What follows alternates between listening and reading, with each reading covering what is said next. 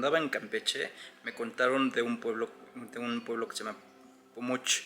Estaba en los días del Día de Muertos, acababa de pasar el Día de Muertos y creo que llegué a Campeche como el 5, una cosa así, y me contaron de este pueblito chiquito que se llamaba Pomuch.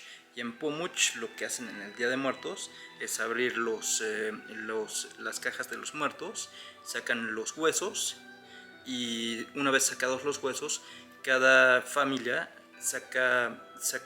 limpia, ya saben, la cabeza, las piernas, los huesitos, o sea, limpian el muerto perfectamente y luego lo vuelven a guardar en la cajita, pero la cajita la dejan abierta un par de días. Entonces me fui a Pomuch a ver si todavía estaba este rollo que me habían contado abierto, porque me contaron que como a los 10 días las cierran y las vuelven a guardar y ya no se ve. Entonces me fui a Pomuch y esto es lo que vi.